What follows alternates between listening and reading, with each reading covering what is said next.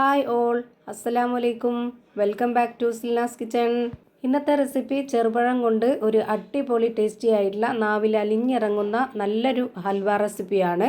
സാധാരണ ഹലുവ ഉണ്ടാക്കാനായിട്ട് ഒരുപാട് സമയമെടുക്കും, ഇളക്കി ഇളക്കി കൈയൊക്കെ വേദന എടുക്കും. ഇത് അങ്ങനെയൊന്നുമല്ല, വെറും 5 മിനിറ്റ് കൊണ്ട് തന്നെ നമുക്കിത് തയ്യാറാക്കി എടുക്കാൻ പറ്റുന്നതാണ്. നാവിൽ അലിഞ്ഞിറങ്ങുന്ന നല്ല ടേസ്റ്റി ആയിട്ടുള്ള ചെറുപഴം കൊണ്ടുള്ള ഒരു അടിപൊളി ടേസ്റ്റി ആയിട്ടുള്ള ഹലുവയാണ്. ഇതെങ്ങനെയാണ് തയ്യാറാക്കുന്നതെന്ന് അറിയാനായിട്ട് വീഡിയോ സ്കിപ്പ് ചെയ്യാതെ മുഴുവനായിട്ടും കണ്ടേക്കണേ. റെസിപ്പിയിലോട്ട് കിടക്കുന്നതിന് മുമ്പായി സിൽനാസ് കിച്ചൺ ചാനൽ ആദ്യമായിട്ട് കാണുന്നവരാണെങ്കിൽ പ്ലീസ് ഒന്ന് സബ്സ്ക്രൈബ് ചെയ്തേക്കണേ. ഒപ്പം തന്നെ ഈ വീഡിയോസ് നിങ്ങൾക്ക് ഇഷ്ടപ്പെടുകയാണെങ്കിൽ ഒരു ലൈക്ക് ചെയ്ത് ഷെയർ ചെയ്ത് സപ്പോർട്ട് ചെയ്യാനും മറക്കരുത്. ഇനി നമുക്ക് ഇതെങ്ങനെയാണ് തയ്യാറാക്കുന്നതെന്ന് നോക്കാം. അപ്പോൾ ആദ്യം തന്നെ ഞാനിവിടെ എടുത്തിട്ടുള്ളത് ഒരു മിക്സിയുടെ ജാറാണ്. അതിലേക്ക് നന്നായി പഴുത്തിട്ടുള്ള ഞാലിപ്പൂവൻ പഴമാണ് എടുത്തിട്ടുള്ളത്. തൊലിയൊക്കെ കളഞ്ഞതിന് ശേഷം അത് രണ്ടായിട്ട് നമുക്ക് ഈ ഒരു ജാറിലേക്ക് ഇട്ട് കൊടുക്കാം. ഈ ഒരു ഞാലിപ്പൂവൻ പഴത്തിന് പകരം നിങ്ങൾക്ക് സാധാ ചെറുപഴം ഏതായിരുന്നാലും കുഴപ്പമില്ല. നമുക്ക് ഇതുപോലെ പൊട്ടിച്ച്, ഞാനിപ്പോൾ ഇവിടെ 6 എണ്ണം മിക്സിയുടെ ജാറിലേക്ക് ഇട്ട് കൊടുത്തിട്ടുണ്ട്. ഈ ഒരു 6 പഴത്തിനനുസരിച്ചുള്ള ഇൻഗ്രീഡിയൻസിൻ്റെ അളവാണ് പറയുന്നത്. ഒരു യെല്ലോ കളർ കിട്ടാനായിട്ട് ഞാനിപ്പോൾ ഇതിലേക്ക് ഒരു നുള്ള് മഞ്ഞൾപ്പൊടിയാണ് ഇട്ട് കൊടുത്തിട്ടുള്ളത്. ഫുഡ് കളർ ഉണ്ട് എന്നുണ്ടെങ്കിൽ അത് ഇട്ട് കൊടുത്താലും മതി. പിന്നെ നല്ലൊരു മണത്തിന് വേണ്ടി 2 ഏലക്കയും ഇട്ട് കൊടുത്തിട്ടുണ്ട്. പിന്നെ ഇതിലേക്ക് വേണ്ടത് പാലാണ്. നല്ല കട്ടിയായിട്ടുള്ള പശുവിൻ പാലാണ് ഞാനിതിലേക്ക് ഒഴിച്ചു കൊടുക്കുന്നത്. 1/2 കപ്പ് അളവിന് ഒഴിച്ചു കൊടുത്തിട്ടുണ്ട്. ഇനി ഇത് നന്നായിട്ടൊന്ന് അരച്ചെടുത്തിട്ട് വരാം. അരച്ചെടുത്ത മിക്സ് ഇതുപോലൊരു പാനിലേക്ക് ഒഴിച്ചു കൊടുക്കുന്നുണ്ട്. ഫ്ലെയിം ഓണാക്കി കൊടുത്തിട്ടില്ല, ഇപ്പോൾ തന്നെ ഓണാക്കണ്ട. ജാറിലുള്ള മുഴുവൻ മിക്സും ഇതുപോലെ സ്പാച്ച് വെച്ചിട്ട് നന്നായിട്ട് തുടച്ചിട്ട് കൊടുക്കുന്നുണ്ട്. പഴം നന്നായിട്ട് അരഞ്ഞു കിട്ടണമെന്നുണ്ടെങ്കിൽ കുറച്ച് പാൽ ഒഴിച്ചു കൊടുത്തിട്ട് നമ്മൾ അരച്ചെടുക്കണം. എന്നാലേ നല്ല പോലെ അരഞ്ഞു കിട്ടുള്ളൂ. അല്ലാന്നുണ്ടെങ്കിൽ കട്ടകട്ടയായിട്ട് അരയാതെ പഴം കിടക്കും. ഇനി നമുക്കിതിലേക്ക് 1/2 കപ്പ് അളവിൽ കൂടി പാലൊഴിച്ചു കൊടുക്കാം. നല്ല കട്ടിയായിട്ടുള്ള പശുവിൻ പാൽ തന്നെയാണ് ഇതിലേക്ക് ഒഴിച്ചു കൊടുത്തിട്ടുള്ളത്. ഇനി ഇതേ കപ്പ് അളവിൽ തന്നെ 1/2 കപ്പ് അളവിൽ 1 കപ്പ് നിറയെ പാൽപ്പൊടിയും കൂടെ ഇട്ട് കൊടുക്കാം.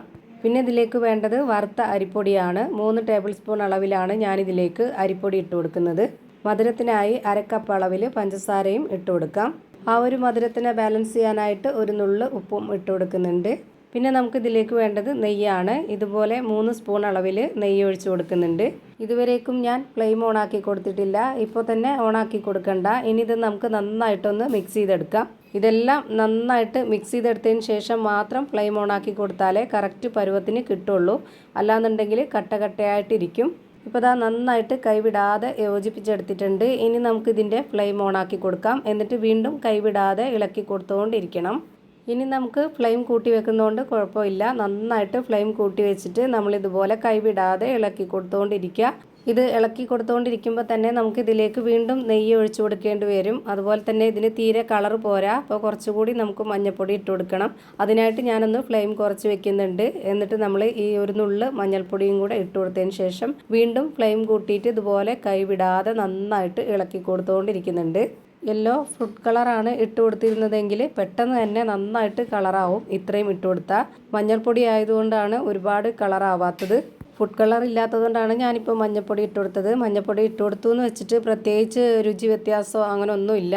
ഇപ്പോൾ അതാ പെട്ടെന്ന് തന്നെ കുറുകി വരുന്നുണ്ട്. ഈ ഒരു ടൈം ആകുമ്പോൾ ഫ്ലെയിം കുറച്ച് വെച്ചിട്ട് ഒരു 3 സ്പൂൺ അളവിലും കൂടെ നെയ്യ് ഒഴിച്ച് കൊടുക്കാം. കുറച്ചുകൂടി കുറുകി കിട്ടാനുണ്ട്. അതുകൊണ്ട് നമുക്ക് ഒന്നും കൂടെ ഹൈ ഫ്ലെയിമിൽ ഇട്ട് കൊടുത്തിട്ട് നന്നായിട്ട് കൈവിടാതെ ഇളക്കി കൊടുക്കണം. ഇപ്പോൾ ഇതാ ഇതുപോലെ നന്നായിട്ട് ടൈറ്റായിട്ട് വരുന്ന സമയത്ത് ലാസ്റ്റായിട്ട് നമുക്ക് കുറച്ചുകൂടി നെയ്യ് ഒഴിച്ച് കൊടുത്തതിന് ശേഷം കുറച്ച് അണ്ടിപ്പരിപ്പും കുറച്ച് ഉണക്കമുന്തിരിയും ഇട്ട് കൊടുക്കാം. എന്നിട്ട് 1-2 സെക്കൻഡ് കൈവിടാതെ ഒന്ന് ഇതുപോലെ ഇളക്കി കൊടുത്തതിന് ശേഷം നമുക്കൊന്ന് ഫ്ലെയിം ഓഫ് ചെയ്ത് കൊടുക്കാം. ഇത്രയും മതി. ഇതാണ് ഇതിൻ്റെ കറക്റ്റ് പരുവം. ഇനി ഫ്ലെയിം ഓഫ് ആക്കിയതിന് ശേഷം ഈ ഒരു പാനിൽ തന്നെ വെച്ചിരിക്കരുത്. ചൂടോടുകൂടെ തന്നെ നമ്മുടെ കയ്യിൽ അവൈലബിൾ ആയിട്ടുള്ള ഏതെങ്കിലും നല്ലൊരു പാത്രത്തിലേക്ക് മാറ്റാവുന്നതാണ്.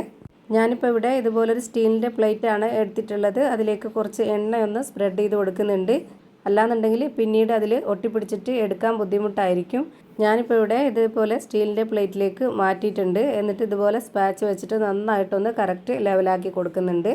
ഇത് കട്ട് ചെയ്ത് കഴിക്കുന്ന പരുവത്തിലാക്കി എടുക്കാനാണ് ഞാൻ ഇതുപോലെയൊക്കെ ചെയ്യുന്നത്. സ്പൂൺ കൊണ്ട് കോരി കഴിക്കുന്ന ആ ഒരു പരുവത്തിലാണ് വേണ്ടത് എന്നുണ്ടെങ്കിൽ നിങ്ങൾക്ക് ചൂടോടെ തന്നെ കഴിക്കാവുന്നതാണ്. ഞാനിപ്പോൾ ഇതൊരു 30 മിനിറ്റ് നേരം ഇതേപോലെ വെച്ചിരുന്നതിന് ശേഷം ഞാനിപ്പോൾ ഇവിടെ പ്ലേറ്റിൽ നിന്ന് ഇളക്കി കൊടുക്കുന്നുണ്ട്. സ്പാച്ച് കൊണ്ട് ഇതുപോലെ ഒന്ന് വട്ടത്തിൽ കറക്കി എടുത്തതിന് ശേഷം അത് പ്ലേറ്റിൽ നിന്ന് ഒന്ന് ഇളകി വരുന്ന സമയത്ത് നമുക്കിതുപോലെ കത്തി വെച്ചിട്ട് നമ്മുടെ ഇഷ്ടമുള്ള ഷേപ്പിൽ കട്ട് ചെയ്തെടുക്കാവുന്നതാണ്. ഞാനിപ്പോൾ ഇവിടെ സ്ക്വയർ ഷേപ്പിൽ കട്ട് ചെയ്യാൻ വേണ്ടിയിട്ടാണ് ഈ ഒരു രീതിയിൽ ചെയ്തെടുക്കുന്നത്. നിങ്ങൾക്ക് ഇഷ്ടമുള്ള ഏത് ഷേപ്പിൽ വേണമെങ്കിലും കട്ട് ചെയ്ത് കഴിക്കാവുന്നതാണ്. ഞാനിപ്പോൾ ഇവിടെ എല്ലാം കട്ട് ചെയ്ത് ഒരു പ്ലേറ്റിലേക്ക് മാറ്റിയിട്ടുണ്ട്. ഇപ്പോൾ ദാ ഭയങ്കര ടേസ്റ്റി ആയിട്ടുള്ള നല്ല സിമ്പിളായിട്ടുള്ള അടിപൊളി ഒരു ഹൽവ റെഡിയായി കിട്ടിയിട്ടുണ്ട്. ഞാനിപ്പോൾ ഇതൊന്ന് കട്ട് ചെയ്ത് കാണിച്ചു തരാം. ഇതേപോലെ നിങ്ങളൊന്ന് ട്രൈ ചെയ്ത് നോക്കുക, എല്ലാവർക്കും ഇഷ്ടമാവും. ഇത്രയേ ഉള്ളൂ ഇന്നത്തെ വീഡിയോ ഇഷ്ടമായാൽ ലൈക്ക് ചെയ്യാനും കമൻറ്റ് ചെയ്യാനും ഷെയർ ചെയ്യാനും മറക്കരുത്. അതുപോലെ തന്നെ ഞാനിടുന്ന പുതിയ വീഡിയോസ് നോട്ടിഫിക്കേഷനായിട്ട് കിട്ടുന്നതിന് വേണ്ടി സബ്സ്ക്രൈബ് ചെയ്ത് ബെല്ലൈക്കൺ അമർത്തി അതിൽ ഓൾ എന്ന ഓപ്ഷൻ എനേബിൾ ചെയ്ത് കൊടുക്കാനും മറക്കരുത്. പുതിയൊരു വീഡിയോയുമായി വീണ്ടും വരും. Thank you for watching.